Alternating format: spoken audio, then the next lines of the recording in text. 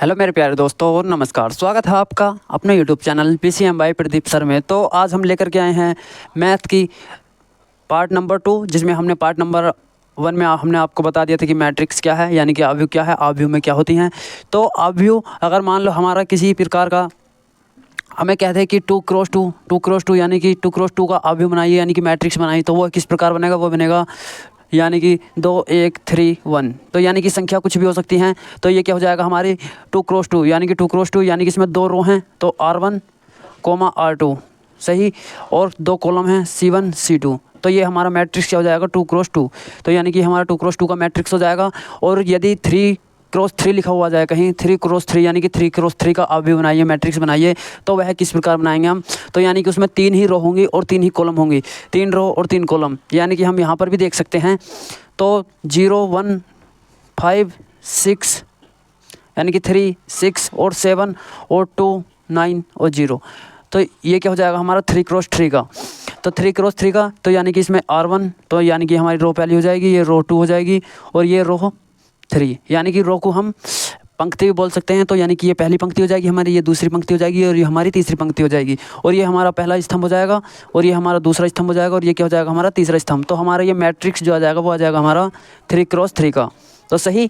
तो यदि आपको 2x2 का मैट्रिक्स बनाने के लिए कहा जाए तो आप इस प्रकार से कहेंगे, जिसकी 2 रो और 2 कॉलम होंगे। अगर आपको 3x3 का मैट्रिक्स बनाने के लिए आ जाए तो आप 3 रो और 3 कॉलम कहेंगे। यदि तो आप अब कहेंगे कि सर आपने तो ये जो सेम है यही बता दिया, यानी 2x2। अगर हमें आ गया 2x3 का मैट्रिक्स या 3x2 का मैट्रिक्स, तो आइए वह भी समझाते हैं। तो यानी कि यदि आपको 2x3 का मैट्रिक्स आ जाए तो इसमें पहला वाला जो होता है वह होता है पंक्ति यानी कि रो। तो पहले वाला क्या होता है रो और दूसरा वाला क्या होता है कॉलम। तो यानी कि वो 2x3 का मतलब है, यानी कि ऐसा कोई मैट्रिक्स बनाइए जिसमें 2 रो हो और 3 होनी चाहिए कॉलम। तो यानी कि देखते हैं तो वह किस प्रकार आ सकता है हमारा।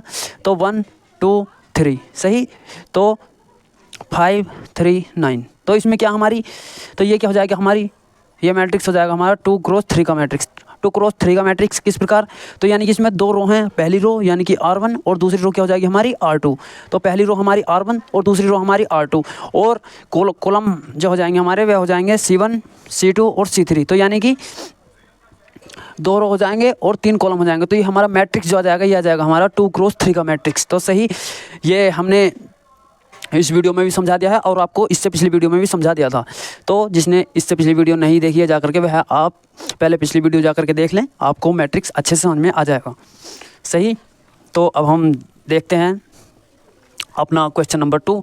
तो फर्स्ट क्वेश्चन हमने उसमें करा दिया था और मैट्रिक्स आपको अच्छे से समझा दिया था। तो हमारे क्वेश्चन नंबर 2 के अंतर्गत जो आता है तो वो आता है यदि, तो हमारे क्वेश्चन नंबर 2 के अंतर्गत जो दिया गया है वो क्या दिया गया है, यदि अवयव में 24 और 13 अवयव हैं तो इनकी कोटियाँ क्या होंगी। यानी कि हमें ये दिया गया है कि यानी कि जब हमें 24 दिए गए हैं अवयव तो उसमें से कोटि हमारी क्या होगी। तो यानी कि हम 24 को कितने भागों में डिवाइड कर सकते हैं। तो यानी कि क्वेश्चन 2 का जो वो है, क्वेश्चन 2 का जो आंसर है तो ये इस प्रकार बनेगा। तो यानी कि 24, तो 24 के क्या बन जाएंगे, तो पहला तो एक अवयव क्या हो जाएगा, पहला एक अवयव 24 ही हो जाएगा, यानी कि 24 गुणा 1, तो 24 गुणा 1 सही। और दूसरा अवयव क्या हो जाएगा हमारा, तो यानी कि 1 गुणा 24, तो यानी कि 24 गुणा 1 और 1 गुणा 24, तो 2 अवयव तो हमारे ये हो गए। तो ऐसे ही आ जाओ। तो अब क्या जाओ हमारा, अब हम इसे 2 यानी कि इस प्रकार हमें 2 अवयव में इस प्रकार तोड़ना है जो मल्टीप्लाई करके 24 आ जाए। तो अब हम 2 से कैसे कर सकते हैं, तो 12 दूनी 24 और 2 की 12 से मल्टीप्लाई करेंगे तो भी 24। तो यानी कि 2 गुणा 12 24 और 12 गुणा 24, 12 गुणा 2, तो ये भी क्या आ जाएगा हमारा 24। तो अब आ जाते हैं 3 से, तो 3 गुणा 8, तो 3 अठे 24 या 8 त्या 24, तो 2 अवयव हमारे ये हो जाएंगे। तो 3 गुणा 8 कोमा 8 गुणा 3, तो ये 2 अवयव हमारे ये आ जाएंगे। और फिर क्या जाएंगे, यानी कि 4 गुणा 6 और 6 गुणा 4, तो यानी कि और नेक्स्ट देख लेते हैं। तो 4 गुणा 6 यानी कि 4 छंग 24 और बाद में फिर 6 गुणा 4 यानी कि 6 चौक 24। तो और कोई हमारे कोई अवयव आ सकते हैं, तो 8 गुणा 8 त्या 24 यानी कि 8 यहाँ पर हो चुका है। तो यानी कि इसके अलावा और हमारे कोई अवयव नहीं आ सकते।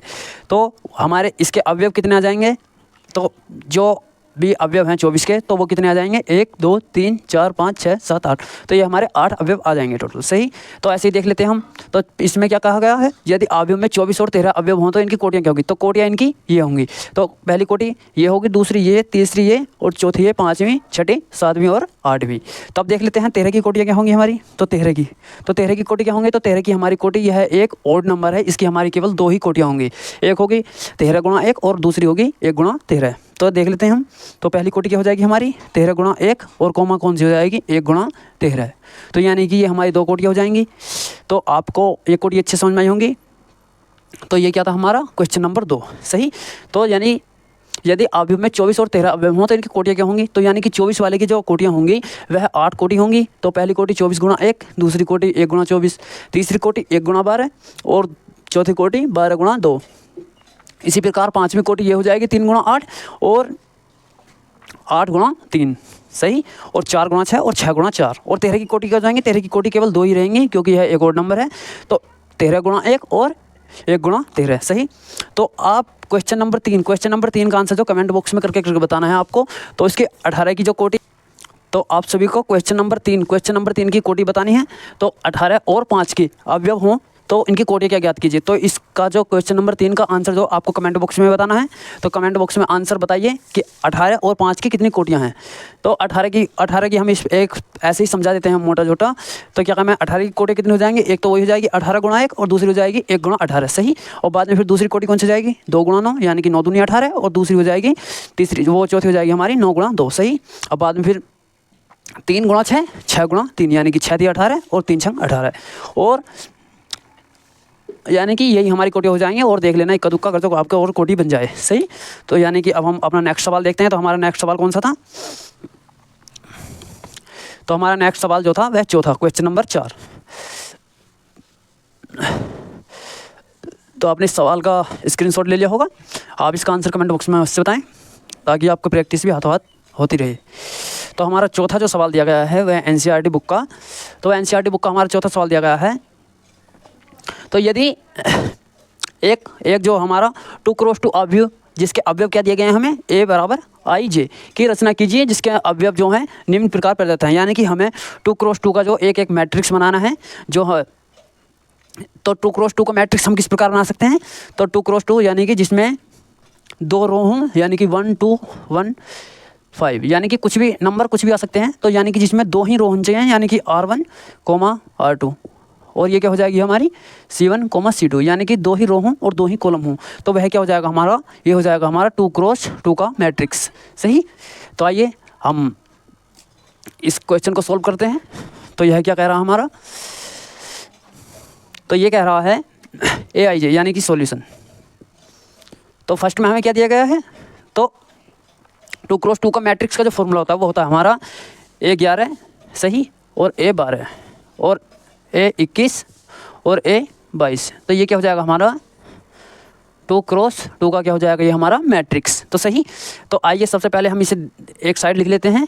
तो यानी कि फर्स्ट बराबर क्या दिया गया हमें AIJ बराबर I प्लस J का स्क्वायर और अपन में क्या हो जाएगा 2। तो सबसे पहले हम क्या ज्ञात करते हैं A11 ज्ञात करने के लिए हमें क्या करना है, तो A11 यानी कि पहले वाले को हम I मानते हैं और दूसरे वाले को J। तो यानी कि I की वैल्यू भी हमें कितनी दी गई है 1 और J की वैल्यू भी कितनी दी गई है 1। तो आइए I की और J की वैल्यू पुट करते हैं।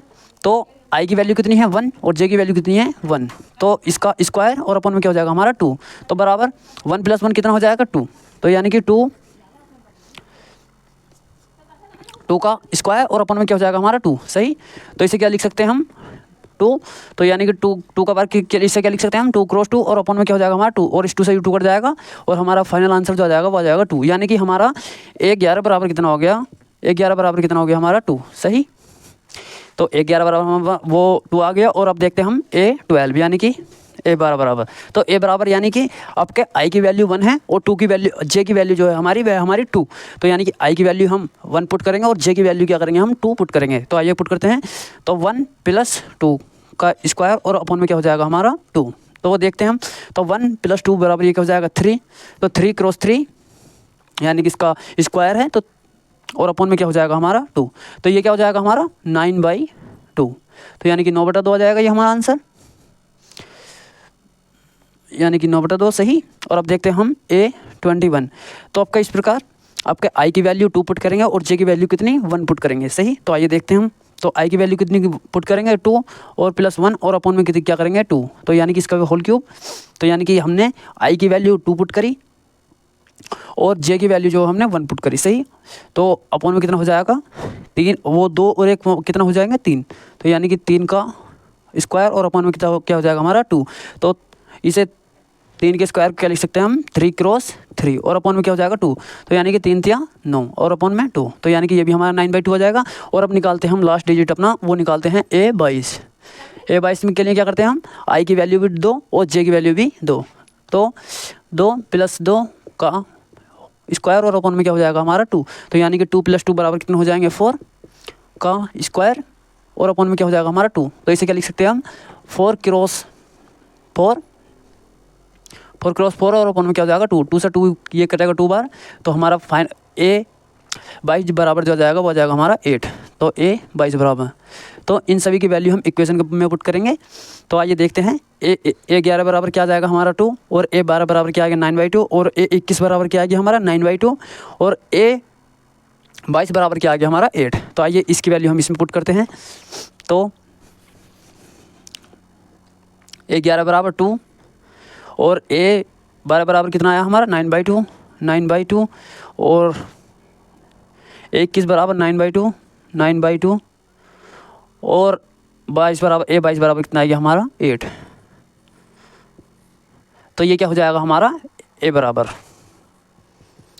ये हमारा मैट्रिक्स हो जाएगा और इसकी फॉर्म क्या हो जाएगी 2 × यहाँ लिखते हैं 2 × 2 और ये क्या हो जाएगा हमारा फाइनल आंसर। तो देख लीजिए आप, इसका स्क्रीनशॉट ले लीजिए।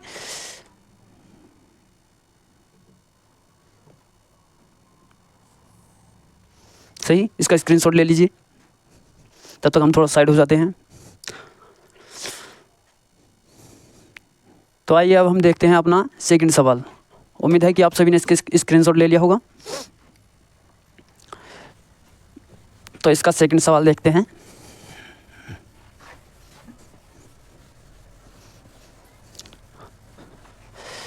तो सेकंड सवाल के अंतर्गत क्या दिया गया है, वही यानी कि 2 × 2 का मैट्रिक्स हमें जनरेट करना है जैसे इस प्रकार किया था।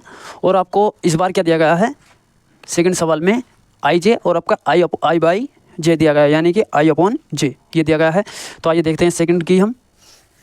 तो सेकंड इसका देखते हैं आंसर। तो इसमें क्या डिटरमाइन करना हमें, यानी कि A बराबर क्या वो करना है, तो A11 A12 A21 और A22 सही।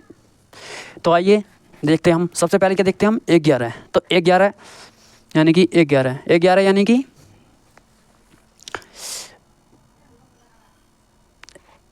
A/J बराबर I/J, इस फॉर्मूले से देखेंगे हम।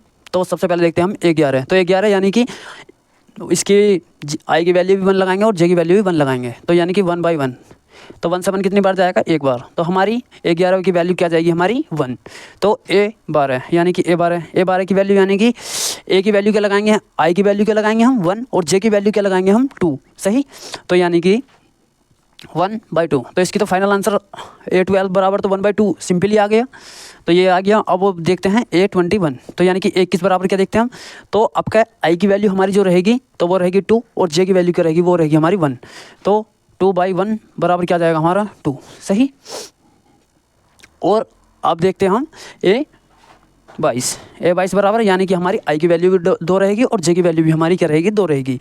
तो I की वैल्यू 2 और J की वैल्यू 2 से 2 कितनी बार जाएगा, एक बार। तो ये क्या जाएगा हमारा 1 सही। तो आइए अब हम इसकी वैल्यू मैट्रिक्स में पुट करते हैं। तो यानी कि A बराबर जो हमारा फाइनल आंसर जाएगा वो आ जाएगा A11 की वैल्यू कितनी आई 1 आई, A12 की वैल्यू 1/2 और A21 की वैल्यू 2 और A22 की वैल्यू 1 सही। तो इसे क्या लिखते हैं हम 1, फिर क्या जाएगी हमारी A12 की वैल्यू 1/2 और A21 की वैल्यू 2, यानी कि इसकी जगह, और इसकी जगह क्या रखेंगे हम 1। और ये कौन सा मैट्रिक्स आ जाएगा हमारा, ये हो जाएगा हमारा 2 × 2 का मैट्रिक्स।